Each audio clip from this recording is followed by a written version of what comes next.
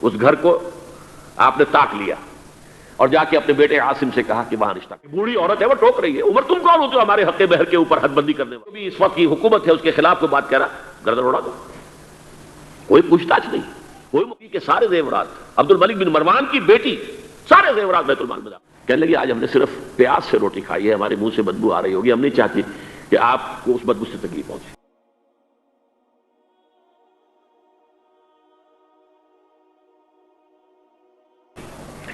اب آئیے یہ جو مجددین کا تصور میں نے پیش کیا ہے، اس سلسلہ مجددین کی پہلی کڑی ہے حضرت عمر بن عبدالعزیز رحمۃ اللہ علیہ، جنہیں ہمارے ہاں 5واں خلیفہ راشد بھی کہا جاتا ہے۔ ولادت سن 61 ہجری کی ہے، انتقال ٹھیک 40 برس کی عمر میں 101 ہجری میں ہو گیا۔ خلافت صرف 2 سال حضرت ابو بکر کی طرح، سن 99 ہجری سے 101 ہجری۔ خود یہ مروان بن حکم کے پوتے تھے۔ بنو امیہ کے جو خلفاء ان کی 2 شاخیں ہیں، امیہ کے 2 بیٹوں سے جو شاخیں چلی ہیں، ایک حرب سے چلی ہے، اس میں ابو سفیان تھے لیکن وہ خلیفہ نہیں تھے، لیکن امیر معاویہ، پھر یزید کا بیٹا تھا معاویہ ثانی۔ دوسری شاخ جو تھی وہ مروان بن حکم سے چلی ہے، اور اس میں ہے اصل میں جو 10 خلفاء آئے ہیں بنو امیہ کے۔ یہ مروان بن حکم کے پوتے تھے، لیکن ان کی والدہ حضرت عمر کی پوتی تھی۔ یہ جو امتزاج ہوا ہے، یہ جو حضرت عمر فاروق رضی اللہ تعالیٰ عنہ کا خون ان کی رگوں میں پہنچا ہے، اور وہ بڑا مشہور واقعہ ہے، دلچسپ واقعہ ہے کہ حضرت عمر ایک روز اپنی رات کی گشت پر تھے، جو آپ خبر گیری کے لیے رات کو سفر کرتے تھے شہر کے اندر، تو آپ نے دیکھا small hours of the morning, صبح کا فجر سے کچھ وقت پہلے کا وقت ہوگا، ایک گھر میں سے آواز آ رہی ہے ماں بیٹی کی گفتگو کی۔ ماں نے کہا بیٹی بکریوں کا دودھ نکال لیا، دھو لیا؟ کہ ہاں امی۔ اچھا اس میں کچھ پانی ملا دو۔ انہوں نے کہا امی آپ نے سنا نہیں خلیفہ نے منادی کرائی تھی کہ دودھ میں پانی ملانا غلط ہے، ہرگز کوئی پانی نہ ملایا جائے۔ ماں نے کہا تو بیٹی خلیفہ یہاں کوئی موجود ہے، کوئی دیکھ رہا ہے، پانی ملا دو۔ بیٹے نے کہا کہ امی خلیفہ نہیں ہے، اللہ تو موجود ہے، اللہ تو دیکھ رہا ہے۔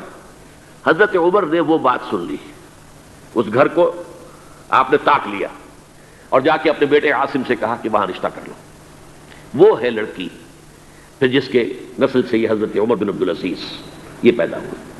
تو یہ در حقیقت پوتی ہے حضرت عمر فاروق کی، ان کی والدہ ام عاصم، اور یہ خود پوتے تھے مروان بن حکم کے۔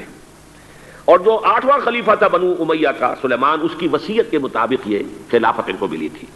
اب آپ ذرا یہ سوچئے، جائزہ جو ہمیں آج لینا ہے، اس وقت تک دین کے اوپر کون سے گرد و غبار آئے تھے کہ جن کو حضرت عمر بن عبدالعزیز نے صاف کیا؟ ابھی 100 برس بھی نہیں ہوئے حضور کے انتقال کو، ابھی یہ 90 برس ہو گئے ہوں گے یا 80-85 برس ہو گئے۔ عقائد میں کوئی ٹیڑھ نہیں آیا، ابھی کوئی یونان کا فلسفہ نہیں آیا، ابھی کہیں کوئی منطق نہیں آئی، کچھ نہیں آئی، عقائد سیدھے سادہ جو عربوں کے تھے وہ ہیں۔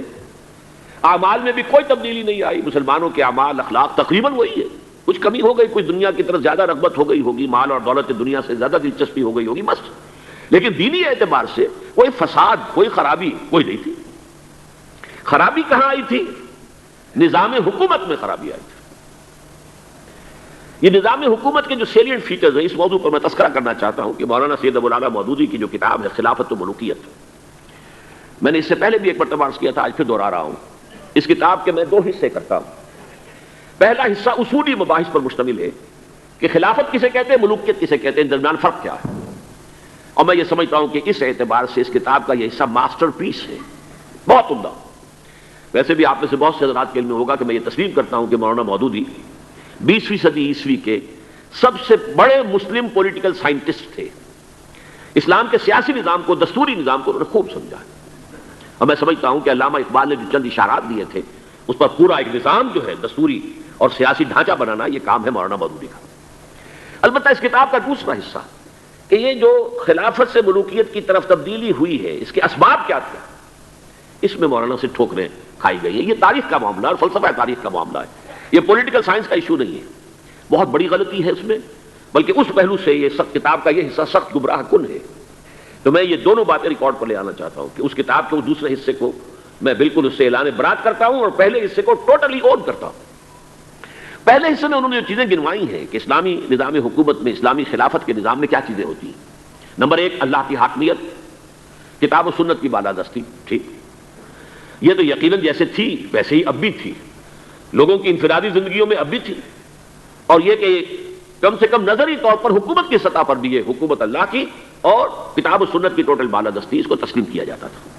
فرق کہاں آیا؟ خلافت راستہ شورائی حکومت تھی، جبکہ اب جو حکومت بنو امیہ کی بن گئی، جسے حضور نے ملکن کہا ہے، ملوکیت، تحکمانہ انداز، ہمارا اختیار ہے، جو ہم چاہیں گے کریں گے، زمین و آسمان کا فرق واقع ہو گیا۔ وہاں خلیفہ کا انتخاب ہوتا تھا مشورے سے، امرہم شورا بینہم عن مشورۃ المسلمین۔ یہاں اب خلافت ہو گئی قبائلی، بنو امیہ، بنو عباس، اور موروثی ہو گئی، باپ کے بعد بیٹا، بیٹے کے بعد پوتا۔ وہاں بیت المال مسلمانوں کی ملکیت، مسلمانوں کی امانت تھا خلیفہ کے پاس، اور خلیفہ کا حق اس میں صرف اتنا تھا جیسے کہ حضرت ابو بکر نے فرمایا، حضرت عمر نے فرمایا، اور یہی بات عمر بن عبدالعزیز نے کہی کہ جتنا حق کے قرآن نے دیا ہے کسی مسلمان کو، اگر اس کی زیر کفالت کو یتیم ہو، یتیموں کا مال بھی ہے، اس کی دیکھ بھال وہ کر رہا ہے، تو جو ولی ہے یتیم کا، اگر وہ غنی ہے تو اسے ایک پیسہ بھی لینا یتیم کے مال میں سے حرام ہے، لیکن اگر وہ خود محتاج ہے تو وہ ضرورت کے مطابق اس سے لے سکتا ہے، جتنا کچھ بھی ایک یتیم کا ولی یتیم کے مال میں سے لے سکتا ہے، اس سے زیادہ خلیفہ کے لیے بیت المال سے لینا جائز نہیں ہے۔ یہ معاملہ تھا ابو بکر صدیق کا، عمر فاروق کا، عثمان غنی کا، علی مرتضیٰ کا رضی اللہ تعالیٰ عنہ اجمعین۔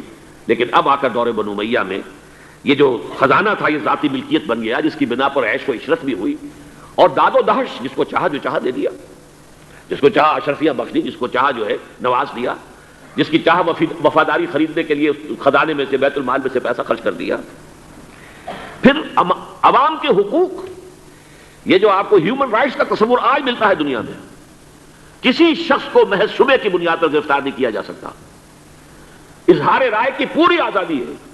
ایک عام آدمی بھی خلیفہ ہے، اس کو ٹوک سکتا ہے کہ یہ کرتا آپ کا کہاں سے بن گیا، یہ تو ان عمری چادروں کا بنا ہوا ہے کہ جو مال غنیمت میں آئی تھی، اور ہر مسلمان کو جتنا ٹکڑا بنا اس سے کرتا نہیں بنتا۔ آپ کا کرتا ہم دیکھ رہے ہیں، آپ نے اس عمری چادر کا بنا ہوا کرتا پہنا ہوا ہے، ہاؤ کم، کیسے بن گیا؟ آپ ہم میں ہے بھی طویل القامت انسان۔ اور حضرت عمر ناراض نہیں ہوئے کہ مجھ پر میرا ذاتی معاملہ ہے، بلکہ کہا حضرت عبداللہ ابن عمر سے اپنے بیٹے سے کہ بیٹے آپ وضاحت کر دیں۔ ان کا کہ نہ میرا کرتا بن رہا تھا نہ ابا جان کے، میں نے اپنا حصہ جو ہے کپڑے کا وہ بھی ابا جان کو دے دیا۔ ان کا ٹھیک ہے، الآن نسمع ونطیع، جی اب فرمائیے ہم سنیں گے، اطاعت کریں گے۔ وہ حزب اختلاف کا وہ رول نہیں تھا کہ خواہ کچھ بھی ہو مخالفت کر دی۔ ایک بوڑھی عورت ہے وہ ٹوک رہی ہے، عمر تم کون ہوتے ہو ہمارے حق مہر کے اوپر حد بندی کرنے والے؟ سیلنگ اس سے زیادہ نہیں ہوگا، تم کون ہوتے ہو؟ قرآن میں تو اللہ نے قنطار کا لفظ استعمال کیا، ڈھیروں مال دیا ہو اگر مہر میں، تب بھی اگر طلاق دیتے ہو تو تم واپس لینے کے حقدار نہیں ہو۔ حضرت عمر نے تسلیم کیا کہ آج ایک عورت نے عمر کو دین سکھایا اور اپنا آرڈیننس واپس لے لیا۔ یہ نظام حکومت، یہ مساوات کے سفر کر رہے ہیں۔ بیت المقدس کا سفر کوئی 50-100 میل نہیں ہے، 700 میل کا سفر، نقو تقصیرہ کا سفر، اور ایک خادم، ایک اونٹ، اس پر باری باری بیٹھ رہے ہیں، اس لیے کہ 2 آدمی بیک وقت نہیں بیٹھ سکتے، سارا راشن بھی اسی اونٹ پر ہے۔ ایک منزل خلیفہ اوپر بیٹھے ہیں تو خادم جو ہے نکیل پکڑ کر آگے چل رہا ہے، اگلی منزل میں اب خادم اوپر بیٹھا ہے اور خلیفہ جو ہے نکیل پکڑ کے آگے چل رہا ہے۔ یہ مساوات، یہ تھی خلافت راشدہ۔ ظاہر بات ہے کہ اب صورتحال تبدیل ہو گئی۔ پہلے ملک جو تھا وہ اللہ کا تھا، اب ذاتی جاگیر بن گیا، اور اس ذاتی جاگیر میں سے جاگیریں دے دی گئی اپنے خاندان والوں کو، بنو امیہ کو سب سے بڑھ کر، اپنے جو بھی اور وفادار ہیں، جو بھی اور حمایتی ہیں ان کو۔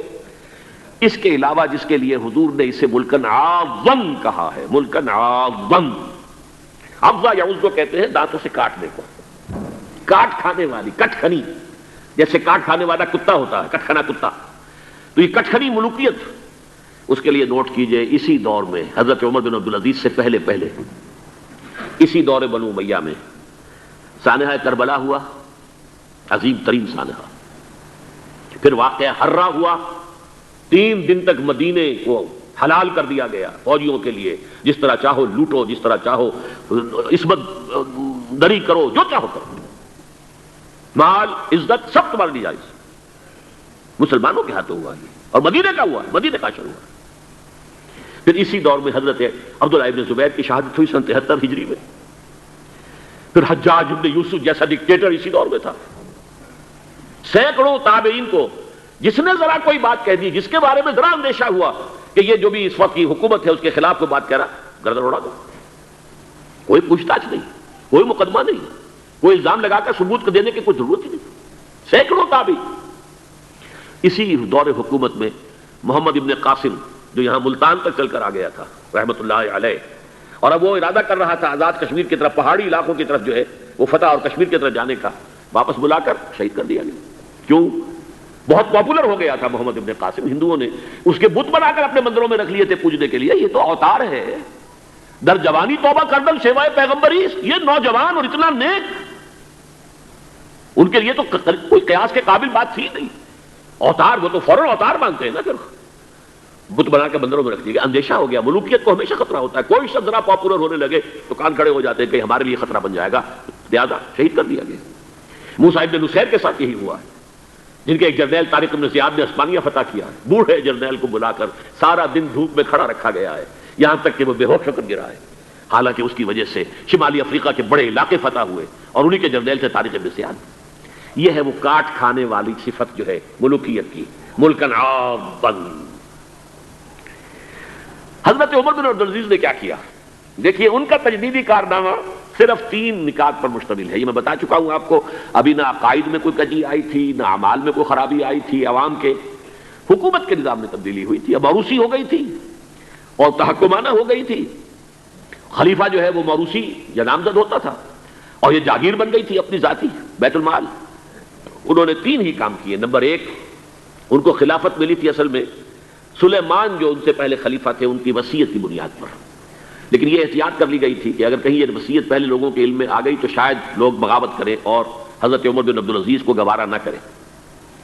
لیکن یہ کہ انہوں نے یہ کیا، جو اس وقت کے ذمہ دار لوگ تھے، کہ پہلے وصیت لا کر وصیت پر بیعت لے لی گئی کہ یہ وصیت ہم تسلیم کریں گے۔ ابھی سلیمان کے انتقال کی خبر بھی نہیں دی گئی، اسے بھی چھپا کر رکھا ہوا تھا۔ اس کے بعد وصیت کھولی گئی اور حضرت عمر بن عبدالعزیز، اور اعلان کیا گیا کہ سلیمان کا انتقال ہو گیا، تب لوگوں نے بیعت کر لی، کیونکہ بیعت تو کر چکے تھے، وصیت کی بیعت کر چکے تھے۔ اس وصیت میں سے عمر بن عبدالعزیز برآمد ہو گئے تو بیعت خود بخود ہو گئی۔ لیکن انہوں نے جا کے اعلان کیا مجمع عام میں، لوگوں مجھ پر یہ خلافت کی ذمہ داری ڈال دی گئی ہے، بغیر مجھ سے پوچھے، بغیر میرے مشورے کے، بغیر میری خواہش کے، لیکن میں آپ کی گردنوں میں سے اپنی خلافت کے اس تلازے کو اتار کر پھینک دیتا ہوں۔ آپ جسے چاہیں اپنی آزاد مرضی سے مشورے سے خلیفہ بنا لیں۔ یہ پہلی اصلاح تھی، موروثیت ختم، نامزدگی ختم۔ اب اگر چاہتے ہیں آپ، اگر لوگوں کی رائے ہے ان کا مشورہ تو ٹھیک ہے۔ سب نے کہا بیک زبان ہم آپ پر راضی ہیں، ہم آپ ہی کو خلیفہ بنانا چاہتے ہیں۔ پہلی اصلاح تو یہ ہوگی۔ دوسرا کام یہ کیا، جتنی جاگیروں کے ڈاکومنٹس تھے، دستاویزات، وہ سب طلب کیے۔ خود اپنے گھر سے اپنی بیوی کے سارے زیورات، عبد الملک بن مروان کی بیٹی سارے زیورات بیت المال میں داخل کرتی۔ اپنی جاگیر، سب سے پہلے اپنی جاگیر کو ختم کیا۔ اس زمانے میں شیڈر تو تھے نہیں، مشین تو تھی نہیں، مسجد میں بیٹھے ہوئے تھے حضرت عمر بن عبدالعزیز، اور وہ ایک وثیقہ لایا جاتا تھا اور وہ قینچی سے کاٹ کاٹ کے پھینک رہے تھے۔ بڑا طوفان مچ گیا بنو امیہ کے لوگوں کے اندر، یہ کیا ہو رہا ہے؟ ایک وفد بھی آیا کہ دیکھیے آپ اپنے سے پہلے لوگ جو کچھ انہوں نے کیا تھا، آپ اب جو چاہیں آپ کریں، لیکن پہلے جن لوگوں نے جو کچھ کیا ہے اس کی نفی تو نہ کیجیے۔ حضرت عمر بن عبدالعزیز پوچھتے ہیں دیکھو، اگر تمہارے پاس ایک فرمان ہو امیر معاویہ کا اور ایک ہو ان کے بعد کسی چوتھے پانچویں پشت کے اندر آنے والے کا، تو کس کے فرمان کو زیادہ اہمیت ہوگی؟ سب نے کہا امیر معاویہ کے فرمان کی زیادہ اہمیت ہوگی۔ تو فرمایا کہ میرے پاس فرمان جو ہے وہ امیر معاویہ سے بھی بہت پہلے کا ہے، میرے پاس اللہ کی کتاب ہے، قرآن ہے، میں اس کی منہ سے طے کر رہا ہوں، لہذا ہو جائے کم وقت میں، کوئی ناراض ہوتا تو ہو۔ ساری جاگیریں ختم کر دی۔ نمبر 3، واقعہ یہ ہے کہ خود اپنی زندگی کے اندر جو عسرت اور جو تنگ دستی اور جو سادگی اختیار کی ہے، میں سمجھتا ہوں غالباً اس میں وہ حضرت ابوبکر، حضرت عمر کو بھی مات دے گئے ہیں رضی اللہ تعالیٰ عنہ۔ حالانکہ بڑے ہی ایک تو حسین اور جمیل انسان تھے، خوش شکل، خوش لباس، شہزادے تھے، گورنر بھی رہے تھے، پھر ان کے والد جو ہے طویل عرصے تک مصر کے گورنر تھے، وہاں ان کی پرورش ہوئی تھی گورنر کے بیٹے کی حیثیت سے، اعلیٰ لباس پہنتے تھے، خوشبو کے اندر اس طریقے سے بسا ہوا کہ جہاں سے گزر گئے پورا راستہ معطر ہو جاتا تھا۔ لیکن اب اچانک جو آیا ہے، جیسے ہی یہ بیعت ہوئی ہے خلافت کی، ان کی اہلیہ کہتی ہیں، حضرت فاطمہ ان کا نام تھا، کہ آ کر بیٹھ کر مسلح پر رونا شروع کر دیا۔ میں نے پوچھا کیوں، کیا ہوا؟